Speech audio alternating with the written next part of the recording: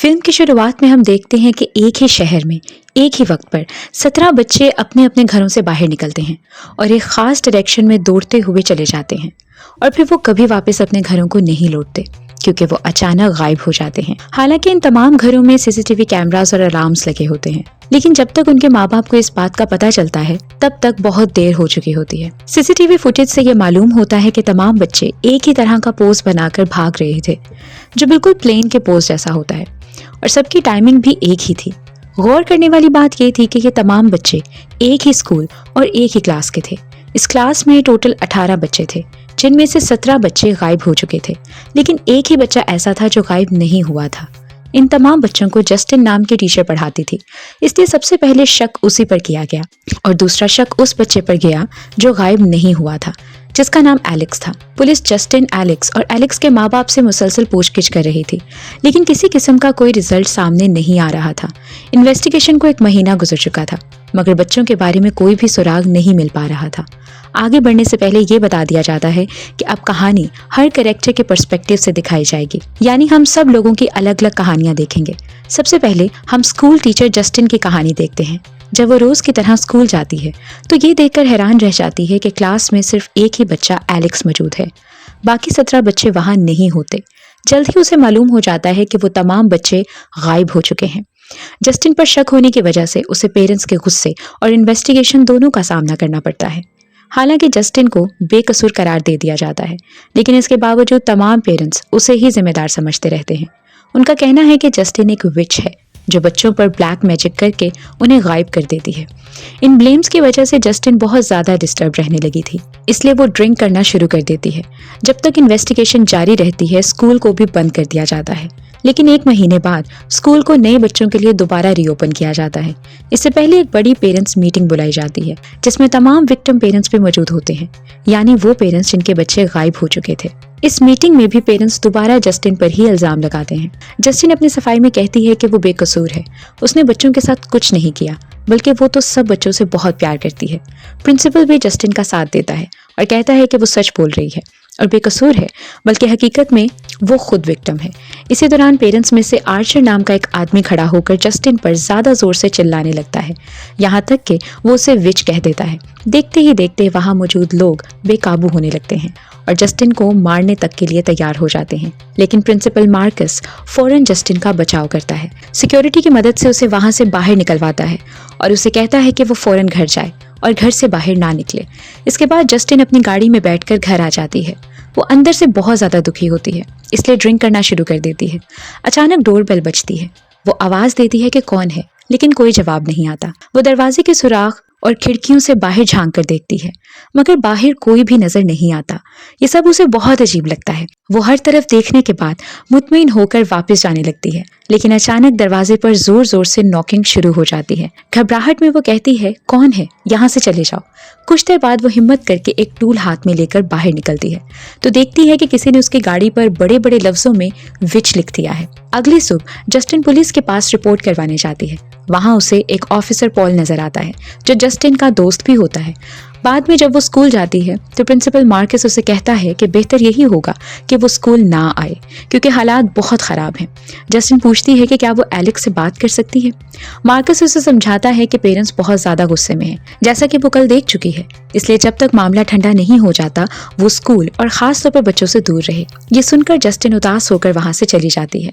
शाम को वो बार में अपने ऑफिसर दोस्त पॉल से मिलती है। उसके हाथ पर बैंडेज देखकर जस्टिन पूछती है कि ये कैसे हुआ। वो बताता है कि एक अजीब केस के दौरान उसे चोट लग गई थी। जस्टिन उसे बताती है कि सब लोग उसे विच समझ रहे हैं और किसी ने उसकी गाड़ी पर भी विच लिख दिया है। ऑफिसर पॉल किसी तरह उसका मूड बेहतर करने की कोशिश करता है। अगले दिन जस्टिन पॉल से कहती है कि उसे लगता है कि एलेक्स को कुछ ना कुछ जरूर मालूम है और उन्हें उससे बात करनी चाहिए, लेकिन पॉल उसे मना करता है और कहता है कि इन्वेस्टिगेशन चल रही है, पुलिस को अपना काम करने दो और तुम इन सब बातों में मत पड़ो। ये कहकर वो वहां से चला जाता है, लेकिन जस्टिन नहीं मानती। वो स्कूल से घर जाते हुए एलेक्स का पीछा करती है और उसे घर के अंदर जाते हुए देखती है। फिर वो डोरबेल बजाती है, मगर कोई दरवाजा नहीं खोलता। वो आवाज देती है कि अंदर कोई है, लेकिन कोई जवाब नहीं आता, ना ही अंदर से कोई आवाज सुनाई देती है, जैसे अंदर कोई हो ही ना। हालांकि थोड़ी देर पहले ही एलेक्स अंदर गया था और किसी ने उसके लिए दरवाजा भी खोला था। इसीलिए जस्टिन को ये सब बहुत सस्पिशियस लगता है और वो जानना चाहती है कि आखिर यहाँ क्या हो रहा है। वो देखती है कि घर की तमाम विंडोज को पेपर से कवर किया गया है। फिर वो दूसरे गेट से घर के बैक साइड की तरफ जाती है, जहाँ किस्मत से एक विंडो पर थोड़ा सा पेपर हटा होता है। जस्टिन उसी विंडो से अंदर झांक कर देखती है तो घर के अंदर मुकम्मल अंधेरा होता है और इस अंधेरे में 2 लोग बैठे हुए नजर आते हैं। ये देखकर वो घबरा जाती है। घबराहट में उसके हाथ से वहां रखा हुआ शवल नीचे गिर जाता है। ये सब देखकर वो और ज्यादा डर जाती है, लेकिन इस आवाज के बावजूद कोई बाहर नहीं आता।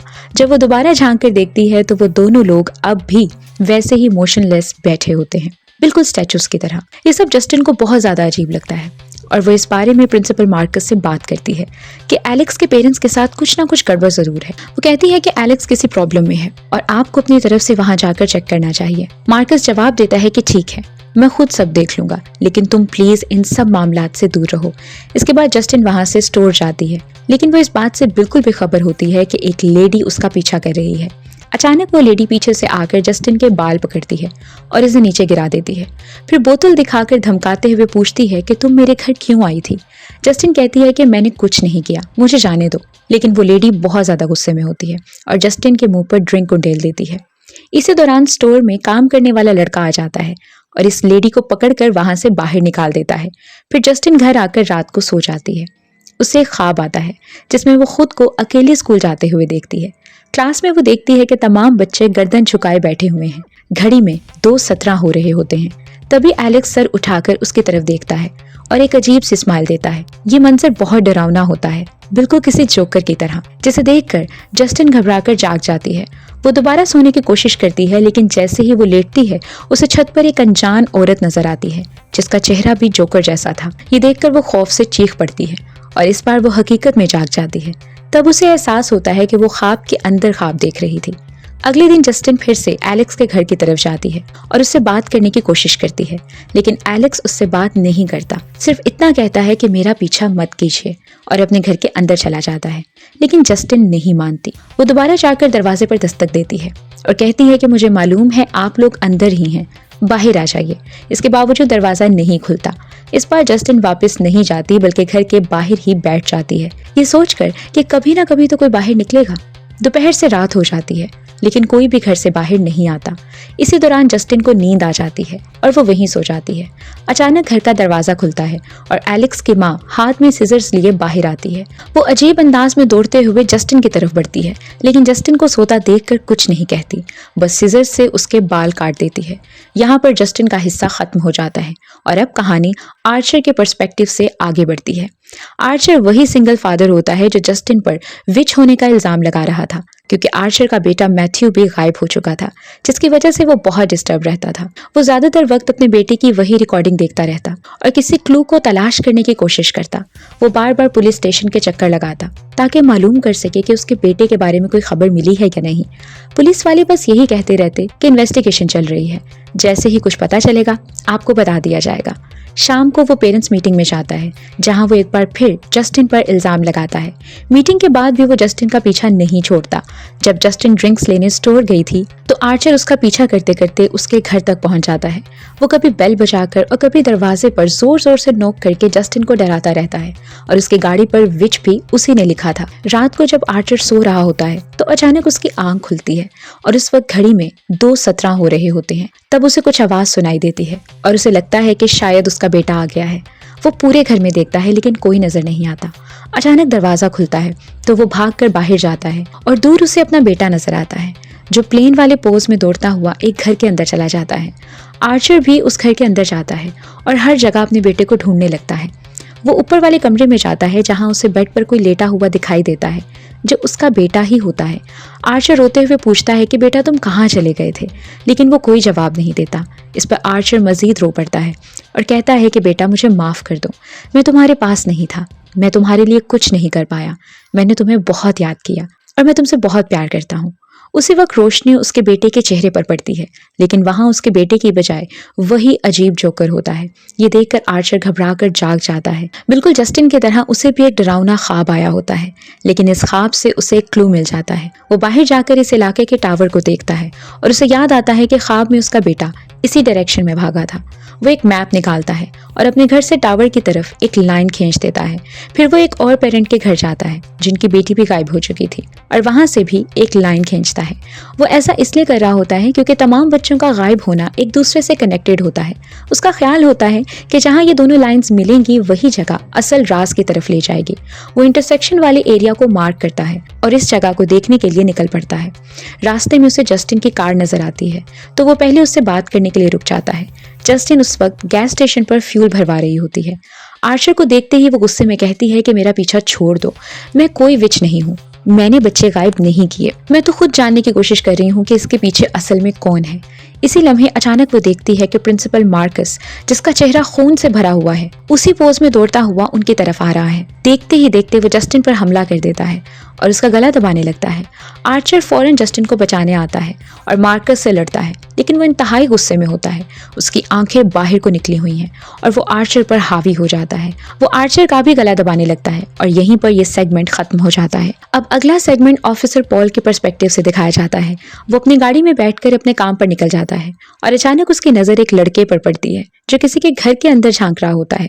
जैसे ही वो लड़का ऑफिसर को देखता है, फौरन भागने लगता है, लेकिन किसी तरह पकड़ा जाता है। पॉल उससे पूछता है कि तुम्हारे पास कोई वेपन या ड्रग्स वगैरह तो नहीं है? लड़का कहता है नहीं, लेकिन जब पॉल उसकी तलाशी लेता है तो उसकी उंगली में इंजेक्शन की सुई चुभ जाती है। इससे साफ जाहिर होता है कि वो झूठ बोल रहा था। पता चलता है कि ये लड़का एक ड्रग डीलर है और नशे वाला इंजेक्शन अपनी जेब में रखकर घूम रहा था। पॉल को उस पर बहुत गुस्सा आता है और वो उसे जोर से एक पंच मार देता है और फौरन जाकर अपनी उंगली पर दवा लगा लेता है। लेकिन फिर उसे रियलाइज होता है कि उसके पंच मारने की वीडियो उसकी कार के कैमरा में कैप्चर हो गई है, जो उसकी जॉब के लिए प्रॉब्लम बन सकती है। इसलिए कुछ देर बाद वो ड्रग डीलर को होश में लाता है और कहता है, देखो मैं तुम्हें छोड़ रहा हूँ, लेकिन किसी को ये बात मत बताना। अब फौरन ये शहर छोड़ दो और दोबारा यहाँ नजर मत आना। अगर तुम मुझे फिर कहीं दिखाई दिए तो तुम्हारी खैर नहीं होगी। ये कहकर वो डीलर को जाने देता है।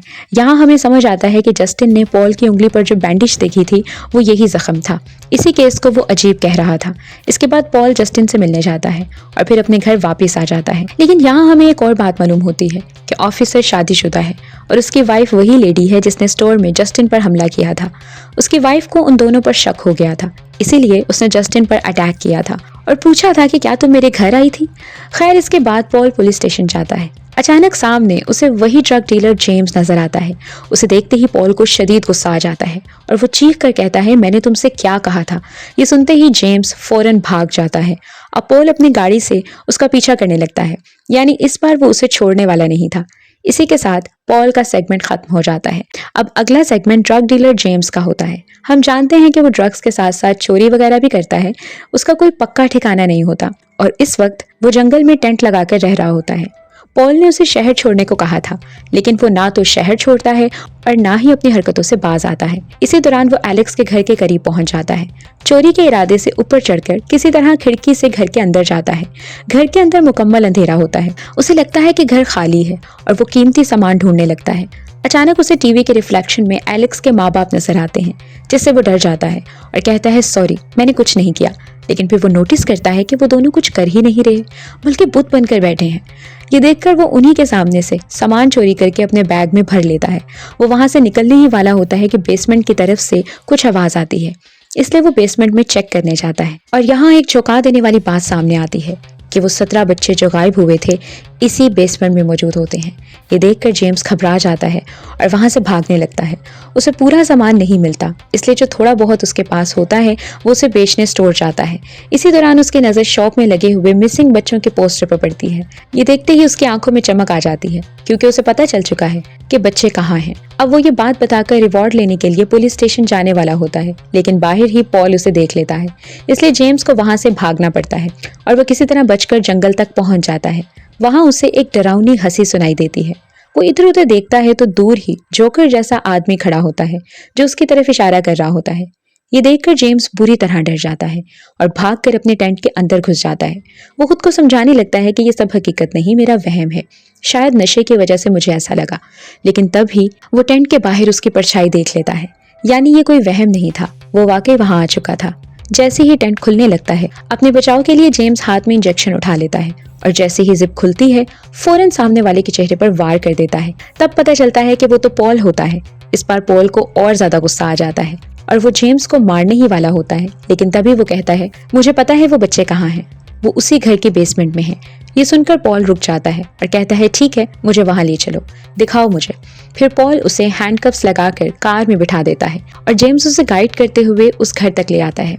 जेम्स कार में ही रहता है, जबकि पॉल जाकर बेल बजाता है। कोई आकर उसके लिए दरवाजा खोलता है और उसे अंदर ले जाता है।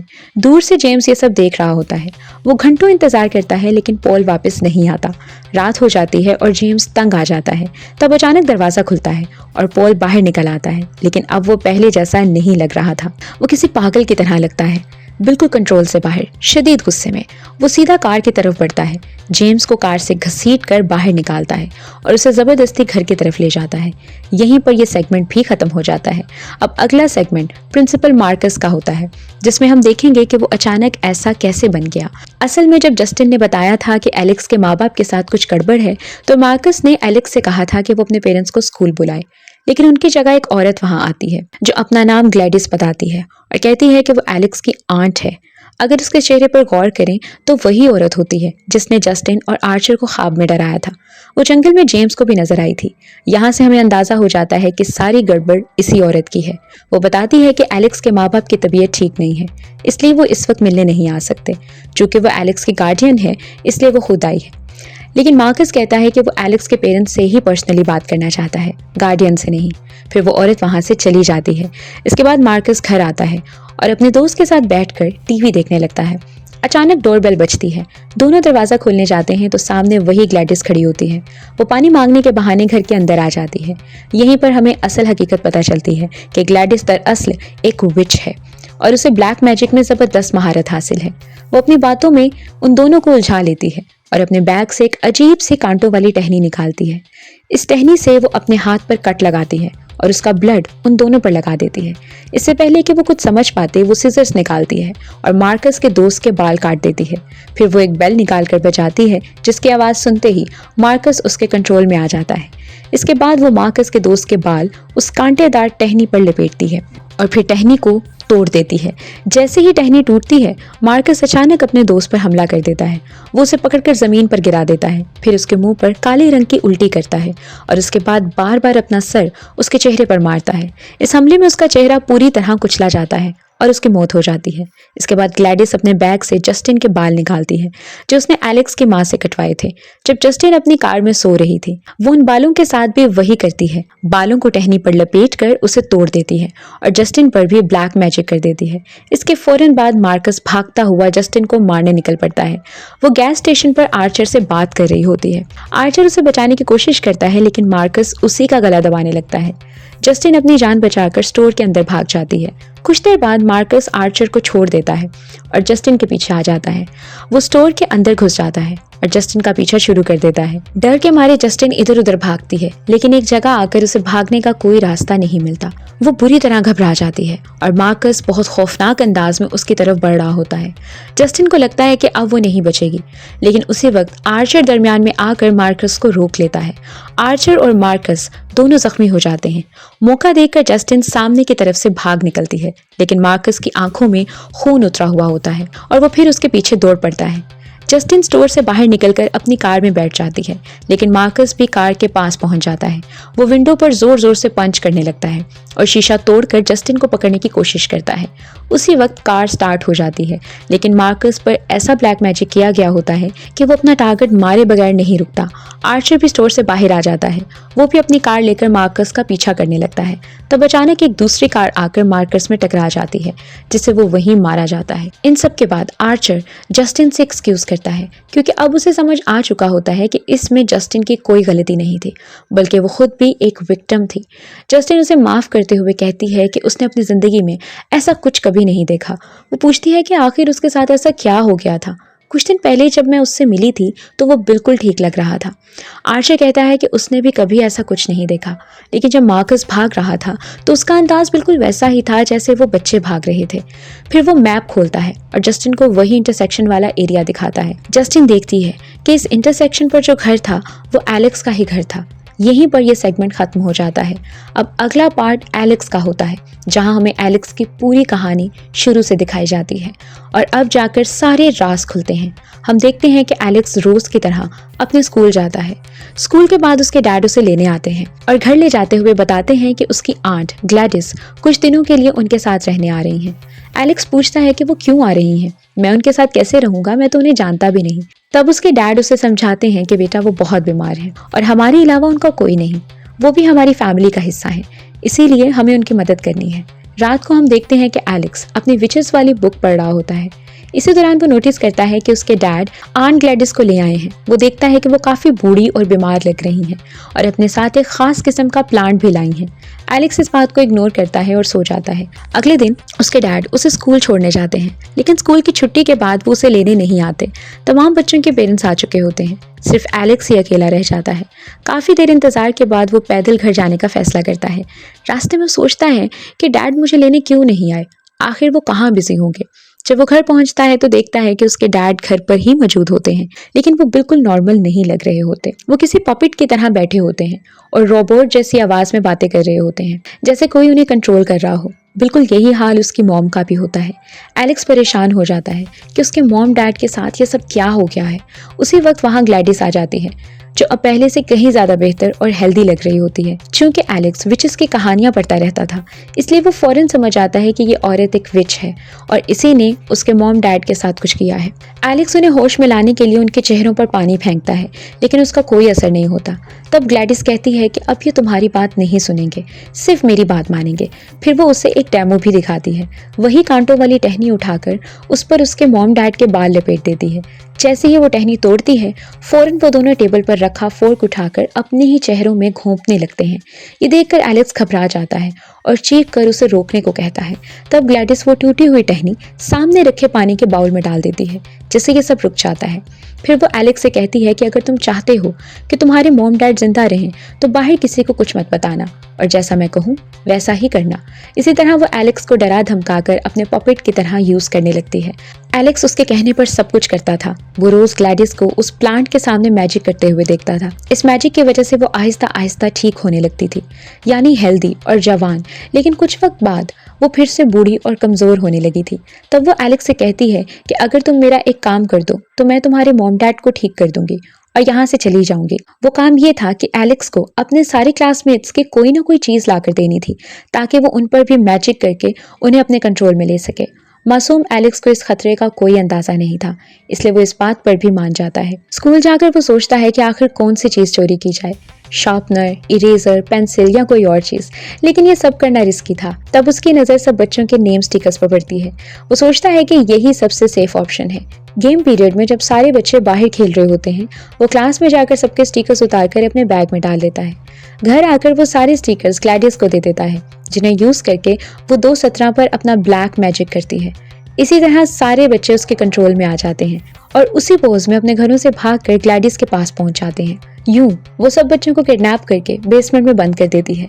अगले दिन एलेक्स अकेला स्कूल जाता है और आहिस्ता आहिस्ता ये बात फैल जाती है कि एक ही क्लास के 17 बच्चे गायब हो गए हैं। जब इन्वेस्टिगेशन होती है तो ग्लैडिस अपने तरीके से इस केस को मैनेज कर लेती है।